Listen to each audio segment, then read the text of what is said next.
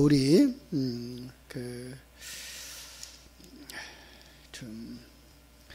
에베소에 이제 도착한 거죠. 아니 밀레도에 도착한 거죠. 그죠?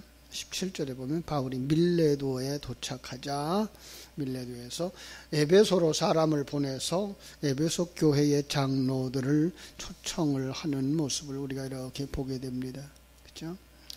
아마 밀레도하고 에베소는 대략 한 50km 정도 떨어져 있는, 뭐 지금은 50km 멀지 않죠. 그죠? 1시간 정도 조금 걸리면 올 수 있는 거리지만 그때는 대략 한 2, 3일 정도 걸렸을 거다 이렇게 이야기를 해요. 굉장히 쉽지 않은 거리의 이동들이죠.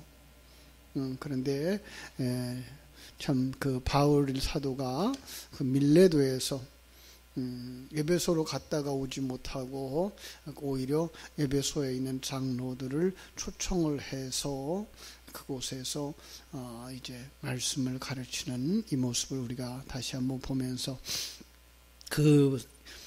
에베소의 장로들을 가르치면서 준 이 말씀이 우리들에게 큰 은혜가 되는 말씀이라서 오늘 우리 같이 깊이 묵상을 하려고 하는 것입니다. 참 장로들, 여기 장로들이라고 이렇게 말할 때에 그냥 일반 오늘날 우리가 생각하고 있는 장로가 아니라 각 교회의 지도자들, 그렇죠? 각 교회의 지도자들. 그래서 야고보서 5장 14절로도 그렇게 말하죠. 너희 중에 병든 자가 있느냐? 그는 교회의 장로들을 청할 것이요. 설교자고 목회자들이고 교회 어른들이죠. 베드로전서 5장에도 보면 너희 중에 장로들에게 권하노니 나는 함께 된 장로요 그리스도 고난의 증인이요 나타날 영광에 참여할 자라. 장로가 어떤 자예요? 그리스도의 고난의 증인이고 나타날 영광에 참여할 자들이다. 이렇게 말하고 있는 것 볼 때 교회의 지도자들인 것을 알 수가 있습니다. 그들이 이제 왔어요. 18절에 보니까 오매 그들에게 말하되 아시아에 들어온 첫날부터 지금까지 내가 항상 여러분 가운데서 어떻게 행하였는지를 여러분도 아는 바요. 그렇게 말합니다.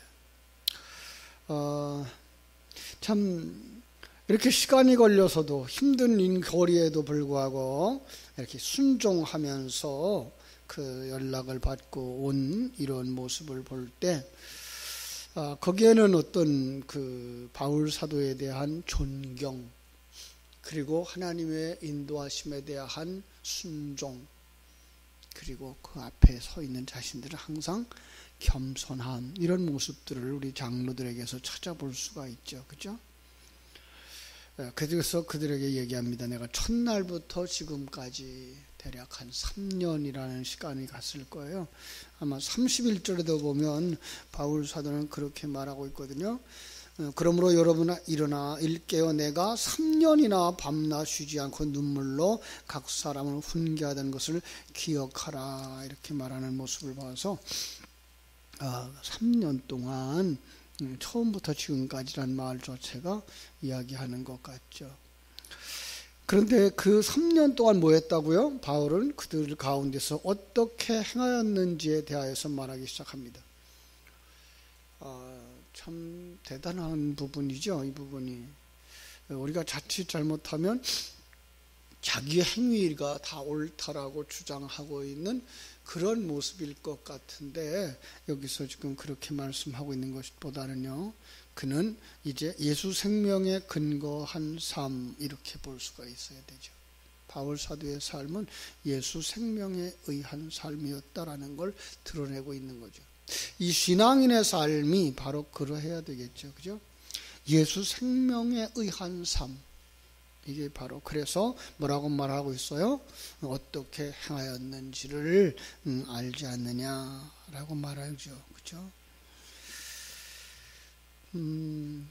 성도들의 삶이라고 하는 건 그 삶의 근거가 뭐여야 되죠?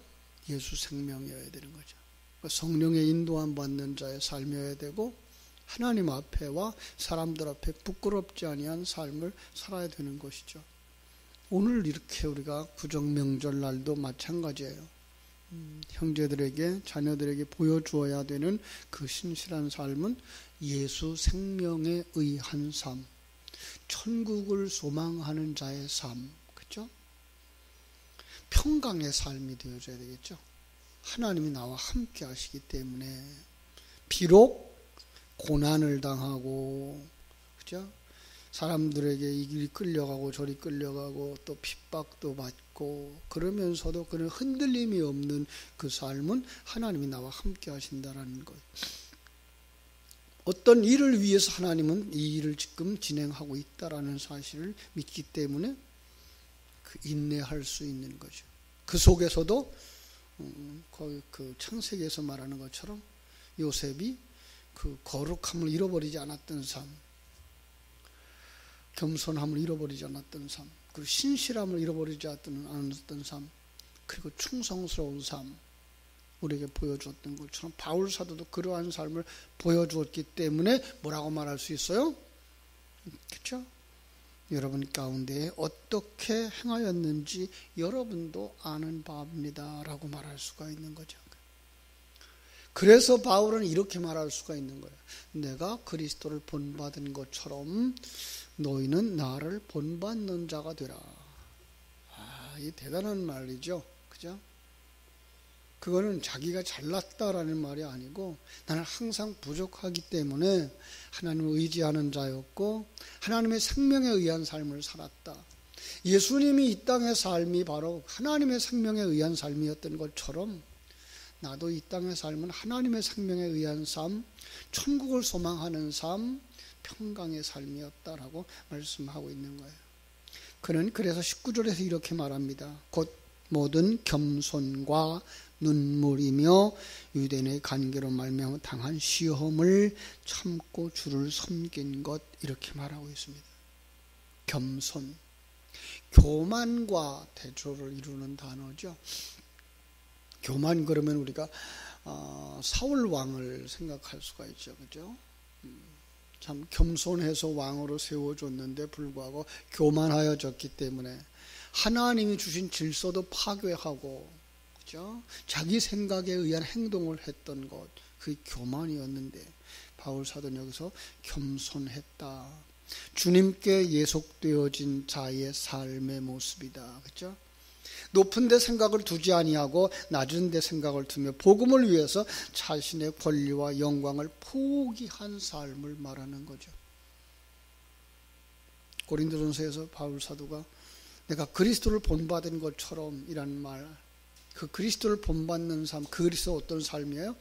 빌립보서 2장 5절로 8절에서 말하는 것처럼 너희 안에 품어야 할 이 마음, 그리스도 예수의 마음, 그는 근본 하나님의 본체시나 하나님과 동등됨을 취할 것으로 여기지 아니하시고 오히려 자기를 비워서 종의 형체를 가지사 사람들과 같이 되셨고 사람의 모양으로 나타나사 자기를 낮추시고 죽기까지 복종하셨다. 이 모습이죠. 그게 뭐예요? 겸손. 그러니까 우리가 생각하고 있는 그런 겸손과 좀 다르죠. 겸손의 모범은 바로 예수 그리스도. 근데 예수님은 굽실거리지 않았어요. 성경이 말하고 있는 겸손은 비굴한 태도가 아니라 자기의 권리를 주장하지 않고 자기의 영광을 취하지 않는, 자기 안에 주님이 그 주인이 되셔서 나는 그 주인 앞에 순종하는 삶이다라는 것이 바로 겸손으로 드러났다는 거죠. 그리고 그의 삶은 눈물이 참 많았던 것 같아요. 눈물. 근데 이 눈물이 복수로 되어져 있어요. 많은 눈물을 흘렸던 것을 알 수가 있습니다. 이건 자기 죄 때문에, 자기 부족 때문에 흘린 눈물이 아니라 아직도 연약하고 깨닫지 못하고 있는 성도들을 향한 눈물, 자신을 비방하고 자신을 핍박하고 있는 자들을 향하여서 흘린 눈물. 목회자에게 바로 이런 것들이 있어야 되겠죠. 뿐만 아니라 그는 시험 가운데에서도 주님을 섬겼다라고 말하고 있습니다. 시험 가운데서 넘어지지 않고 시련으로 여기고 그 극복하고, 그죠? 승리의 삶을 살았던 것. 바울 사도를 넘어뜨리려고 유혹하였던 많은 일들, 위협들, 그러나 그럼에도 불구하고 그는 종으로서 오직 주님만 섬긴 바울의 목양과 생활 방식 그리고 신앙의 태도였다라고 말할 것입니다. 우리는 정말 그래서 바울 사도가 했던 말이 얼마나 힘이 있었을까? 내가 그리스도를 본받은 것처럼 너희도 나를 본받는 자가 되라. 고린도전서 11장 1절 말씀입니다.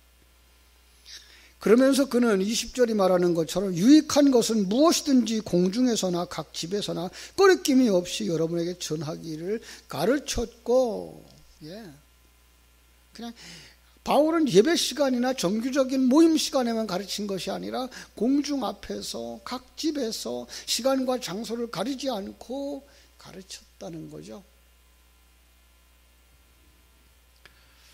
바울은 자기에게 닥치는 모든 시간, 디모데에게 그렇게 권하죠. 때를 얻든지 못 얻든지 복음을 전파하라. 그는 그렇게 살았다는 거죠. 그렇죠? 하나님 앞에서 복음을 맡은 자로서의 그 증거하는 책임. 그래서 그는 언제든지 그 일을 감당하려고 애를 썼고, 그래서 시간을 주신 하나님 앞에 부끄럽지 않게 하려고, 기회를 주신 사람들에게 부끄럽지 않으려고 그런 삶을 살았다는 것을 알 수가 있습니다. 그 속에 어떤 역사가 일어나요? 회개의 역사와 믿음의 역사죠. 21절입니다. 유대인과 헬라인들에게 하나님께 대한 회개와 우리 주 예수 그리스도께 대한 믿음을 증언하였다라고 말씀하고 있습니다. 바울이 증거한 그 복음의 핵심 내용이다, 이렇게 말할 수가 있을 것입니다. 그죠? 어떤 면에서 바울 사도의 사역은 개척전도 사역이었기 때문에 오히려 단순하고 강한 메시지가 있었을 거예요. 오늘날 한국 교회의 복음은 조금 좀 변질되어져 있는 거 볼 수가 있죠. 기복주의가 들어오고 성공신학이 들어와서 조금 좀 왜곡되어졌어요. 그래서 그걸 헐고 다시 짓는 작업은 정말 힘든 작업인 것을 우리가 알 수가 있습니다.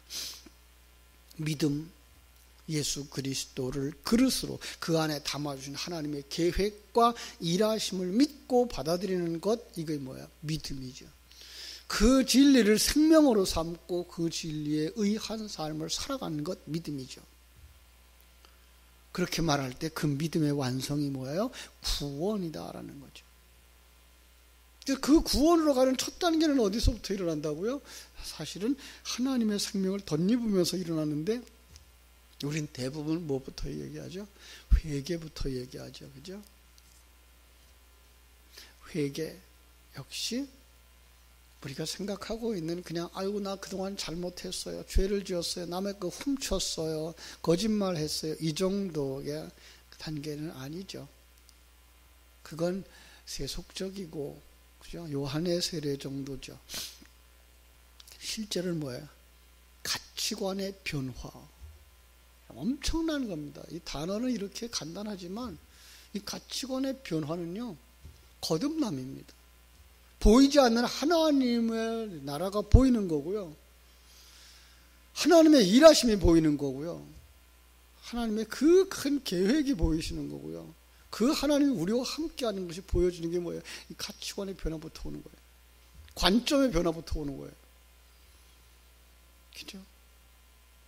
그리고 그 생명에 의한 삶을 살기로 마음에 결심하고 나아가는 것, 이게 뭐예요? 회개. 그죠? 그러니까 이 회개가 없이는, 거듭남이 없이는, 성령으로 거듭나지 아니하고는 믿음이라고 말할 수가 없는 거죠. 지식적일 수는 있어요. 그러나 그것은 믿음은 아닐 수 있어요. 자기의 모든 죄를 뉘우치고 하나님께 돌아가는 것이라고 우리는 가져왔던 것, 그 이상의 것인 것을 우리는 알 수가 있습니다. 실제로 거듭남이죠. 그죠? 회개 속에서는 뭐가 일어나요? 거듭난 사람만 할 수 있는 회개. 가치관과 관점과 세계관과 인생관의 변화. 그 사람만 뭐 할 수 있어요? 평강을 누릴 수 있고, 그 사람은 하나님이 인도하시는 모든 삶 속에서 하나님의 뜻대로 이루어지기를 원할 수 있죠. 그것이 본문 22절로 24절에 드러난 바울의 결심과 각오 속에서 볼 수 있는 거죠. 22절 대단한 결단이 있어요. 보라, 이제 나는 성령에 매여 예루살렘으로 가는데 거기서 무슨 일을 당할는지 알지 못하노라. 그래도 간다. 왜? 성령에 매여서 가기 때문에. 요한복음 21장을 기억하십니까?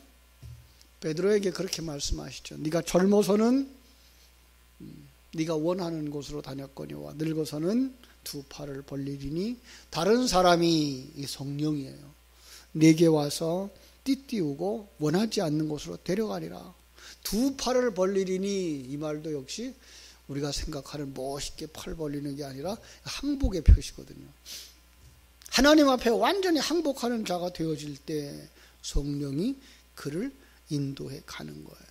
어디로든 하나님이 필요로 하는 장소로. 그렇죠? 그게 뭐예요? 성령에 매여서라고 묘사하고 있는 거죠. 바울 사도 지금 그 속에 들어가 있는 거예요. 사명자의 삶이어야 되고요. 그렇죠? 성도의 삶이어야 되죠. 이 모두가 뭐예요? 믿음의 생활, 성령에 매여 사는 삶. 오늘 하루도 여러분 이 성령에 매여서 사는 삶이 되어지기를 주님의 이름으로 축원합니다. 그래서 말할 때도 행동할 때도 무엇을 권할 때도 정말로 성령께서 무엇을 원하시는가, 이 기회를 어떻게 활용하시기를 원하시는가, 그 속에서 내가 해야 할 일은 무엇일까를 묵상하셔서 정말 바울 사도처럼 성령의 이끌림을 받는 삶, 하나님의 사람으로서의 아름다운 삶을 드러낼 수 있는 오늘 복된 하루 되어지기를 주님의 이름으로 축원합니다. 바울에게는 이제 성령이 그렇게 말씀하셨대요. 23절. 오직 성령이 각 성에서 내게 증언하며 결박과 환난이 나를 기다린다 하시나 내가 달려갈 길과 주 예수께 받은 사명 곧 하나님의 은혜의 복음 증언하는 일을 마치려 하면은 나의 생명을 조금도 귀한 것으로 여기지 아니했노라. 먼저는 바울에게 성령이 증언해 주었다라고 말씀하고 있죠. 이것을 우리가 생각하는 건 예언 사역자가 말해 주었던 것 그런 정도로 여길 수 있어요. 그런데 그 이상의 것으로 우리가 봐야 되겠죠. 그렇죠? 물론 당시의 예언 사역자들은 정말 성령의 충만함이고 말씀 사역에 의한 열매였다라고 볼 때 그것은 소중한 것이죠. 그러나 보통 성도들, 이 시대의 성도들에게도 이 사건이 있을까라는 생각을 해볼 때 있습니다. 그럼 어떻게 봐야 되죠? 진리에 얽매여 살아가는 삶, 이렇게 보시면 되죠. 그러니까 성도에게 있어서 중요한 건 뭐예요? 이제 성도가 나의 주장을 내세우면서 사는 삶이 아니라 성령이 주신 그 환경, 성령이 이끌어가는 그 환경에 이끌려가는 삶, 생명에 의한 삶, 순교적 삶, 천국에 소망을 둔 삶, 이런 거죠. 그죠? 여러분, 생명이 얼마나 귀한 것입니다. 귀한 것입니까? 그런데 바울 사도는 뭐라 그래요? 나의 생명조차도 조금 더 귀한 것으로 여기지 아니하노라. 왜죠? 천국을 소망하고 있기 때문에 그렇습니다. 완성을 소망하고 있기 때문에 그렇습니다. 예, 완성되면 이 땅에서 떠나 천국에 가는 겁니다. 어떤 게 더 좋은 거예요? 이 세상에서 오래 사는 게 더 좋은 거예요? 아니에요. 완성돼서 천국에 가는 것이 좋은 것입니다. 우리에게 그 소망이 있어야 되는 거죠. 그래서 우리 신앙의 완성, 천국을 소망하는 삶, 이게 있을 때 이 세상의 삶을 소홀히 여긴다는 말은 아니에요. 바울 사도가 말했잖아요. 그는 매일 매 순간의 삶에 최선을 다하는 삶, 순종하는 삶, 겸손한 삶.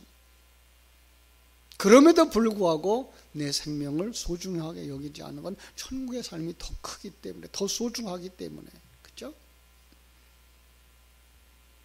바울 사도의 성공적인 그 사역의 비결이 여기에 있는 거죠.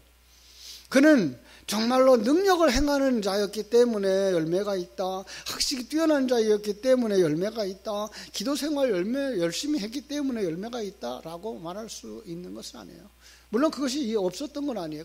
그러나 그가 정말 본질적으로 중요한 것은 목숨 걸고 사역했기 때문이라는 거예요. 생명을 조금도 아끼지 아니하고 죽으면 죽으리라라고 하는 순교적 신앙을 가지고 복음을 전했다는 거죠. 그죠? 순교적 삶. 완성이면 그가 이 세상 떠나는 거예요. 죽는 것도 아무나 죽질 않아요. 그죠? 근데 바울 사도는 뭐라 그래요? 고린도서 15장 31절에서 나는 날마다 죽노라. 나는 날마다 최선을 다한다. 사랑하는 여러분, 오늘도 여러분의 삶 속에서 최선을 다하는 이렇게 복된 삶 되어지기를 주님의 이름으로 축원합니다. 기도하겠습니다. 아버지 하나님, 크신 은혜와 사랑을 감사합니다. 하나님께서 오늘도 바울 사도를 통해서 에베소 교회 장로들에게 고별 설교하는 장면 앞에서 그 가장 기본적인 것들 우리에게 주시니 감사드립니다. 정말 그에게 있어서 사역은 예수 생명에 의한 삶이었고, 그래서 그것이 바로 겸손으로 나타났고 눈물로 나타났고 시험 가운데도 주를 섬기는 모습으로 나타났던 것을 보여주셨습니다. 성령의 이끌림을 받는 삶을 살았고 순교자적인 삶을 살았고, 그래서 그 누구도 그를 참으로 가로막지 못했던 모습들을 보게 됩니다.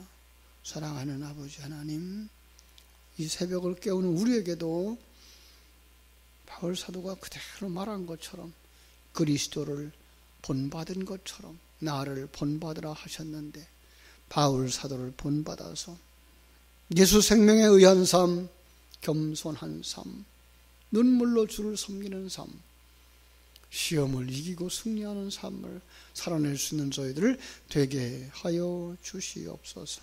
오늘 설 명절날 아버지의 시험에 드는 사람 한 사람도 없게 하여 주시옵시고, 예수 생명을 전하고 하나님께 영광 돌리는 아름다운 날 되도록 도우시고 역사해 주시옵소서. 오늘 하루의 삶을 온전히 주님께 부탁드리며 거룩하신 예수님 이름으로 기도하옵나이다. 아멘. 하늘에 계신 우리 아버지,